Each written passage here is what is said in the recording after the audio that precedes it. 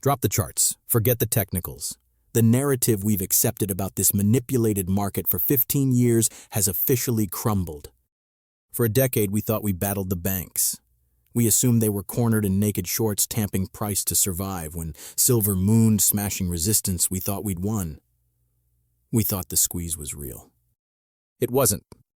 That wasn't a squeeze, it was a revelation. The real danger isn't a crash, it's realizing your thesis was wrong. New data just completely rewrote the silver playbook. JPM wasn't trapped by the rally. They didn't flinch. They weren't losing grip. They were ready. While we argued about rigging and paper derivatives, JPM executed a strategic pivot. They were stacking physical bullion. Quietly, methodically, for years. Not paper contracts, not IOUs, actual metal. Now the size of that stack is undeniable. Roughly 750 million ounces of physical silver. That figure changes the game. The biggest bank has no incentive to cap spot anymore. The enemy is now positioned to profit from a moonshot. Ask yourself, if you held that much of a vanishing asset, would you suppress the price or let it fly? You know the answer. The old narrative dies here. The bank we fought isn't an obstacle now. They're moving with us just for their own greed. When the world's most powerful bank decides on a repricing, the market obeys. It follows the money. To see how they set this trap and why the next move is dangerous, we must rewind. Back to the scene of the crime. If this shifts your view, subscribe and comment. 1. If you're ready for the truth. To grasp this setup, look back to 2008. Ignore the headlines, check the balance sheets. When the system cracked, a giant fell. People blame mortgages, but few discuss the massive naked short on silver hidden on its books, hundreds of millions of paper ounces with no physical backing. That short was a control tool. It capped rallies and crushed sentiment. But in early 2008, silver ripped. Margin calls hit. Liquidity dried up. The weapon backfired. When the bailout happened, the buyer inherited that short. We assumed they'd cover immediately. That was a fatal mistake. They didn't close the short. They kept it. Holding the dominant short governs the price. You decide when rallies fail, and every time they smashed paper price, something crucial happened in the background. Physical metal changed hands. Miners dumped cheap. Weak hands folded, supply appeared and vanished instantly. The entity crushing the price was secretly scooping up every real ounce. Paper shorts funded physical stacks. This cycle ran for years. Rallies died, sentiment rotted, silver got boring. While we watched charts, their vaults filled up. By the time we sensed the play, the physical market was drained. That's the trick. The short was just a tool. Once you see that the end game is clear, you don't build that control without a payoff. And the move is coming. Realizing the short was a tool makes the next phase obvious. Control wasn't the goal, possession was. The market thought silver was dead money, no hype. Breakouts failed. Analysts called it a relic. That boredom was manufactured. Because boring markets are easy to milk. Every smashdown broke confidence. Retail fled. Institutions left. Miners sold at spot to survive. In that gloom, physical became available, but only briefly. Every dip flushed supply. Every ounce was absorbed by one buyer. This wasn't panic buying. It was strategic accumulation. Vaults expanded, custody grew, inventory left the public eye for private vaults. The drain was silent. That was the genius of it. They didn't chase price up, they forced it down. They didn't fight demand, they manufactured despair. Despair yields cheap metal. The pattern held for years. We saw manipulation. We missed the conversion of paper obligations into physical assets. Paper losses masked physical gains. Suppression was a harvest. By the time industrial demand for solar and tech spiked, the cheap silver was gone. The float shrank while nobody looked. That's why the market feels different. Accumulation is silent until it ends. And when it ends, price behavior changes forever. Once stacking stops, suppression becomes impossible. When the big whale suppressing the spot price finally moves, the metal won't just float up, it violently snaps. That violent snap is exactly what you're seeing. It signals a move far more dangerous than a basic bull rally. It shows the whale is done stacking and is ready to let the spot price do the heavy lifting. Real stacking always ends the exact same way, quietly, then suddenly all at once. For years, the paper manipulation holding silver down was constant. Every spot rally met shorts. Every breakout capped. The tamp never moved, until suddenly it did. That wasn't a glitch, it was a calculated whale move. Sometime in late 2025, the bullion banks left the control room. The paper short pressure defining the market for a decade vanished. The bankster who spent billions tamping spot price no longer had any reason to continue doing so, because their physical stack was fully complete. Once you stack enough of a hard asset, the whole incentive structure flips. Spot price is no longer something to fear, it becomes the weapon, and the moment that shift happens, market behavior turns instantly. That is why silver didn't just creep up, it went to the moon. There was no prolonged battle at old resistance lines, no extended consolidation. Spot moved vertically because the naked shorter vanished. The brake pedal was finally released and gravity took over in reverse. This is where most paper traders get confused. They look for a catalyst. They look for news. They assume a squeeze. But this wasn't panic FOMO. It was simply absence. The manipulation wall wasn't broken. It was removed. Every fiat dollar higher now benefits the largest whale in the market. Every tamp down becomes optional. There is no longer a structural force committed to pushing spot price down. Volatility remains, but the trend has changed. And that trend change is fully permanent.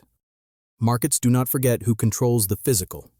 Once spot starts moving in a zone where the float is thin and the largest whale is aligned with higher prices, the path of least resistance points exactly one way. Straight up. This is why the old short playbook stopped working. This is why selling pressure looks weak. This is why dips feel shallow and temporary. The regime has shifted from suppression to true repricing. But the switch wasn't flipped blindly. It was perfectly timed. Because no one releases control without a reason. And the reason for this move wasn't speculation, it was necessity. Something bigger was coming, something the silver market could not ignore. And to understand why the timing mattered, you have to look beyond paper price and into supply itself. That is where the real leverage truly begins. Spot price can be argued, supply cannot. Silver is not scarce because of sentiment.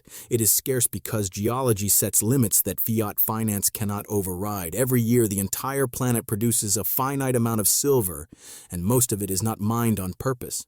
It is a byproduct pulled from the ground while chasing other metals. That makes supply slow, rigid, and brutally unforgiving.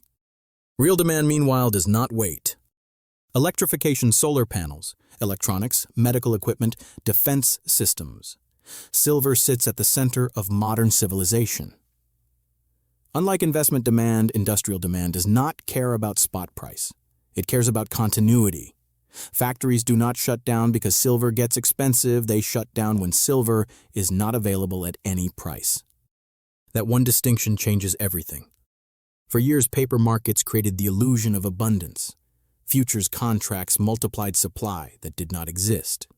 Prices stayed low, and industries built their cost models on that fiction. Just-in-time delivery replaced heavy stockpiles. Inventory became a liability. Efficiency became doctrine. And now that paper illusion is cracking. When physical availability tightens, price does not adjust smoothly. It gaps. Because the buyers stepping in are not traders chasing upside. They are procurement managers with contracts, penalties, and production lines on the line. They buy because failure is not an option and delays are simply not acceptable. This is where control over physical inventory becomes power. When supply is thin and demand is mandatory, the holder of physical metal dictates terms not by force but by restraint. By choosing when to sell, how much to sell, or whether to sell anything at all. That is the reality the market is waking up to. And once necessity enters the equation, price targets stop being mere opinions. They become hard requirements. When supply tightens, markets instinctively search for relief. They look for a stabilizer, someone willing to release inventory, absorb volatility, and restore order. In oil, that role belongs to nations. In agriculture, it belongs to governments. In silver, there is only one holder large enough to truly matter. And that fact changes the entire rigged game. When a single entity controls a disproportionate share of available supply, it becomes the buyer of last resort on the way down and the seller of last resort on the way up. That power does not need coordination announcements or headlines. It operates quietly through patience and total absence. If price dips, there is no obligation to sell. If price rises, there is no urgency to act. Time becomes an ally, not a risk. Every day, the structural deficit persists. The leverage embedded in real physical inventory increases. This is why volatility no longer signals weakness. Pullbacks do not mean distribution. They signal discipline. The absence of forced selling is the tell. No panic, no desperation, just strictly controlled restraint. Markets are conditioned to expect central banks to intervene when stress appears. This is the opposite dynamic. This is a private holder allowing pressure to build because pressure increases value. The more strain placed on the system, the more essential each physical ounce becomes. And here is the decisive shift when industrial users enter the market. Selling stops being optional. It becomes survival-driven. Buyers do not negotiate prices, they accept them. Price discovery accelerates not from speculation, but from the fear of pure interruption. That is how repricing happens in the real world. Not through headlines, but through urgent purchase orders and empty vaults and inventories. And once that process begins, it does not ever reverse. Because relief can only come from supply, and physical supply is controlled. No market is ever cornered by accident. It happens when pressure arrives from more than one direction at the same time, slowly, quietly, and then suddenly all at once. On one side, physical supply tightens almost invisibly. Export flows shrink fast. Refining capacity narrows. Logistics turn political. On the other, the inventory concentrates into fewer strong hands. Each force alone is uncomfortable. Together, they remove every single escape route now. This is the classic pincer move. When external flows contract and internal stockpiles are deliberately withheld, the buyers lose optionality. They can't source metal abroad, nor can they coax it out domestically.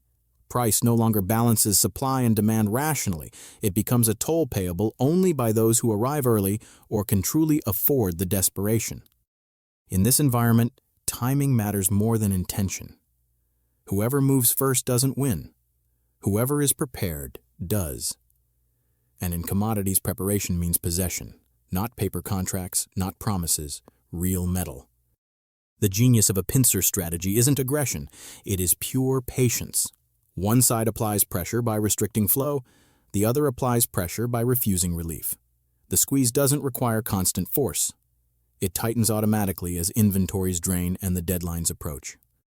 That's why the reaction feels sudden. The system absorbs stress quietly until it can't. Then behavior changes overnight. Orders stack up, premiums detach from spot price, availability disappears without a warning. This is the phase where price stops reflecting value and starts reflecting urgency, where hesitation becomes risk, where procurement becomes sheer panic. And in that moment, every remaining physical ounce becomes leverage. Because in a pincer, survival doesn't belong to the loudest buyer or the very fastest trader. It belongs to the entity already holding the physical metal. Every corner creates winners and victims, and the most common mistake investors make is assuming the victims are just small players. They certainly aren't. The true victims of this squeeze are the largest, most powerful industrial consumers in the world. The companies that built trillion-dollar empires on the assumption that raw materials would always be cheap, abundant, and freely available on demand. For decades, technology and manufacturing were subsidized by artificially low commodity prices. Hardware was treated as disposable. Supply chains were optimized for efficiency, not resilience. Inventory was eliminated. Risk was outsourced to the open market. That system worked only because someone else absorbed the market pressure.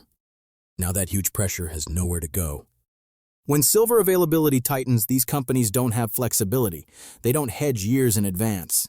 They don't stockpile critical inputs. They rely on just-in-time delivery to keep margins high and balance sheets totally clean.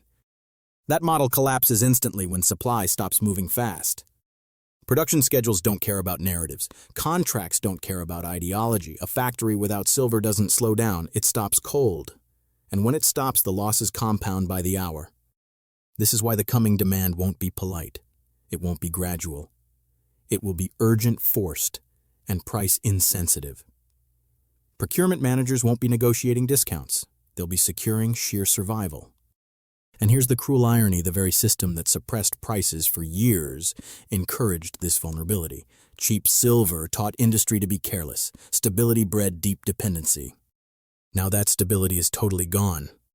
This is where the transfer begins, not from retail to institutions, but from industry to inventory holders, from balance sheets built on efficiency to vaults built on possession now. The winners won't be the loudest voices in the open market. They'll be the ones who prepared when preparation looked very unnecessary. At this point, most people think the story is finished. Supply is tight, inventory is concentrated, industry is trapped. End of that analysis. That assumption misses the most important layer of all here. Because silver isn't just an industrial metal, it's a monetary mirror. And what it's reflecting now isn't just scarcity, it's real currency stress. When a critical commodity reprices sharply, it forces a question no central bank wants asked: what is the unit of account actually worth? Rising silver doesn't just signal demand, it exposes dilution. It reveals how much paper has been created relative to things that cannot ever be printed. This is where the trade stops being about metal and starts being about real money. As prices rise, policymakers face a dilemma. Tight supply drives inflation signals higher. Inflation pressures interest rates. Higher rates threaten debt markets. And when debt markets wobble, intervention follows. Liquidity returns, balance sheets expand, the currency absorbs the big shock. Silver responds almost immediately. This creates a feedback loop that is hard to interrupt. Scarcity pushes price up. Price signals inflation. Inflation triggers easing. Easing weakens currency. A weaker currency pushes silver higher again here. This is not speculation, it is pure arithmetic. And the holders of physical metal understand this better than anyone. They aren't just holding inventory. They're holding insurance against the very system pricing that inventory. Every ounce represents optionality outside the fiat currency framework. That's why selling becomes less attractive as price rises. You're not just giving up upside, you're trading something finite for something very expandable. This is the hidden force underneath the entire move. Supply pressure lights the match. Monetary response pours fuel on it now. And once that cycle begins, it doesn't end with a neat top or a tidy correction here. It ends when confidence finally breaks. And that brings us to the final chapter, because knowing the structure is useless unless you know how to navigate it well. This is where everything converges today. What began as a story about suppression became a story about accumulation. What looked like manipulation revealed itself as preparation. And what now appears to be a price rally is in reality a structural reset driven by scarcity, necessity, and real monetary decay. The lesson is simple, but uncomfortable markets don't reward outrage. They reward positioning here. For years, silver stackers were mocked for owning something boring, volatile, suppressed. But boredom was the price of admission. It was the tax paid to stay positioned while the real game unfolded quietly in the background here. Now the game has totally changed. With physical supply drying up vaults, emptying out industry trapped, and fiat currency crumbling, the price ignores opinion. It reflects leverage. That leverage belongs to stackers holding the metal everyone else must have. That is the true fiat endgame. Volatility is inevitable. Expect tamp-downs, sharp dips, fear-driven news. Attempts to shake out weak hands. That is how the bullion banks grab the supply. The fatal error is confusing all that paper noise with the true market direction. The direction is set by hard math, not emotions. The strategy is never about chasing tops or timing perfection. It is about knowing the value of your stack. Do not swap real scarcity for fiat promises just because the charts spike. Deliberately exchange for tangible assets, but only when that trade secures your strong position in the real world. Silver isn't just a trade now. It is leverage against fragility. It is insurance against interruption. It is a claim on reality in a rigged system built on paper lies. And that is exactly why this moment matters. You aren't late. You are early to the collapse. Most will only see the spot price. A few will understand the true power. If this breakdown helped you see the market clearly, subscribe to stay ahead of the coming squeeze. Like the video if this perspective added value, and share it with anyone who still thinks this movement is merely speculation. Most importantly, leave a comment and tell me what you are stacking next, because this story really does not end here. It has just entered the phase where the hard truth can no longer be ignored.